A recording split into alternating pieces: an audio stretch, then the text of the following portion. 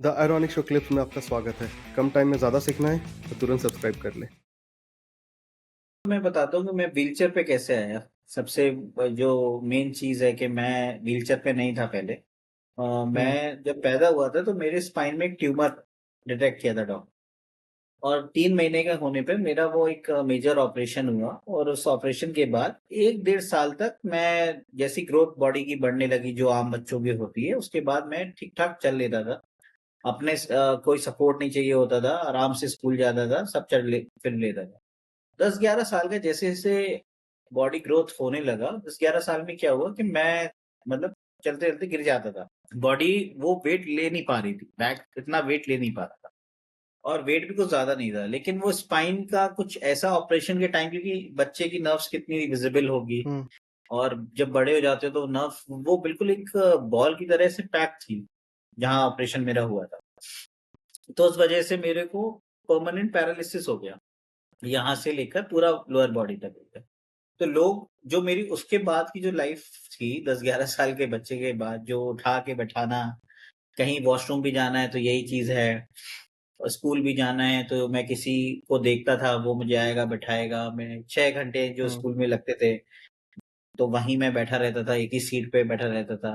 क्योंकि सेंस नहीं था तो मेरे सीट में हम बेंचेस जो होती थी वो उसपे बैठे-बैठे बेडसोर हो जाता था, और इतना खराब मतलब पूरा लाइफ मेरा स्कूलिंग मोस्टली रहा है। टीचर्स को भी समझने में थोड़ा टाइम लगता था कि इवन मेरे साथ इतना डिस्क्रिमिनेशन हुआ है कि मेरे साथ जो मेरा एक 5th स्टैंडर्ड में एक बेस्ट फ्रेंड था, उसकी मदर ने एक बार देखा कि ये किसके साथ मतलब साथ में शेयर कर रहा है सीट, और हम आगे ही हुँ, बैठते थे, सबसे फ्रंट रो में ही बैठते थे। तो अगले दिन से हुआ क्या कि वो वहाँ बैठता नहीं था। मैंने उससे पूछा कि क्यों नहीं बैठते? बोला तुम्हें मेरी मम्मी ने बोला है तुमसे दूर रहो, नहीं तो मैं भी तुम्हारे जैसा हो जाऊँगा। तो वो मुझे उस टाइम काफ़ी बुरा लगा। मतलब आप सोच सकते हो 5th स्टैंडर्ड में बच्चे को अगर कोई उसका बेस्ट फ्रेंड हो, और इस तरीके से उसके पेरेंट मतलब काउंसलिंग की बहुत ज़रूरत थी, सेंसिटाइज़ेशन की बहुत ज़रूरत थी। या तो ये एनवायरनमेंट में मैंने अपनी पूरी स्कूलिंग की है, और फिर धीमे-धीमे अपना जो भी जिस तरीके का भी स्टडी जो भी मैं कर सकता था घर में, मोस्टली मैंने रह के पढ़ाई की है। स्कूल जा नहीं पाता था क्योंकि लोग नहीं मिलते थे जो रेडी हो मुझे उठा के बैठाने के लिए। मैं रूड साउंड नहीं करना चाह रहा हूँ, I don't want to sound insensitive, but मैं उस पर्सपेक्टिव से पूछ रहा हूँ कि जहाँ पे आपके साथ जो ये डिस्क्रिमिनेशंस हो रहे थे एंड दैट टू एक बच्चे के साथ who is just 5th 6th 6ठी क्लास में है, राइट?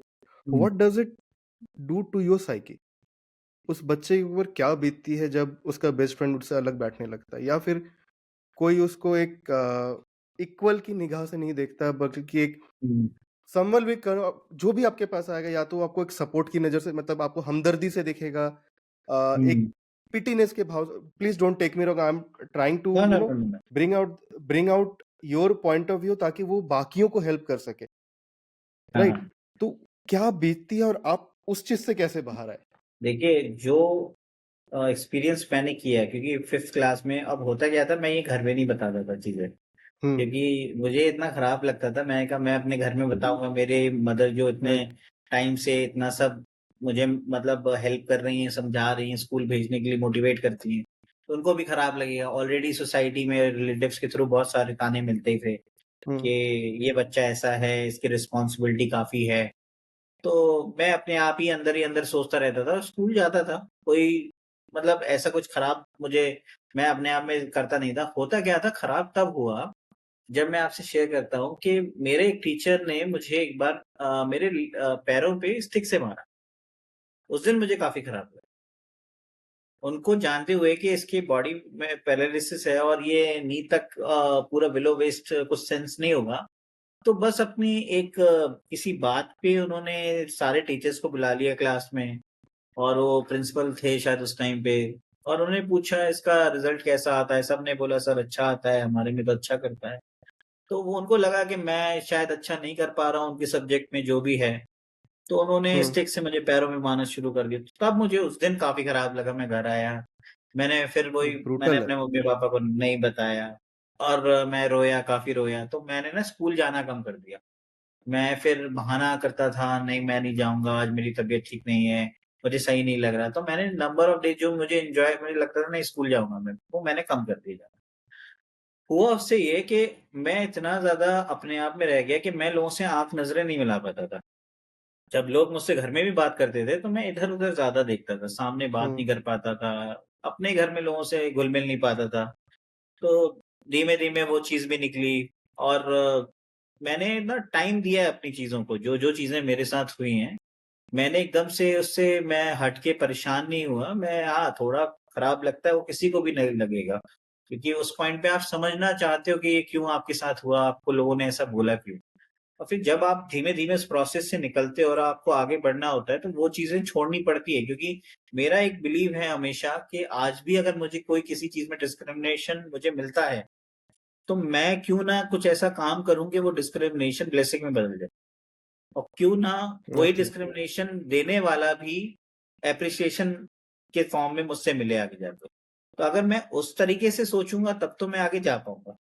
और अगर मैं ये सोचूँगा कि नहीं डिसेबिलिटी ही ऐसी होती है और आगे कुछ नहीं हो सकता, तो शायद मैं यहाँ तक आपके सामने भी नहीं आ पाता। तो जो भी लोगों को लगता है कि उनकी लाइफ में डिस्क्रिमिनेशन है, डेफ़िनेटली होगा। हर फॉर्म में होता है डिस्क्रिमिनेशन, जेंडर में होता है, कास्ट में होता है, रिलिजन में होता है, डिसेबिलिटी में होता है। लेकिन हम अगर अपने गोल की तरफ नहीं जाएँगे, तो हमें जो चीज़ करनी है, वो तो फिर हम वहीं रह जाएँगे ना किसी के बोलने पे। अगर आपको ये क्लिप अच्छा लगा, तो इस चैनल के बाकी क्लिप्स को भी ज़रूर देखें और सीखते रहें।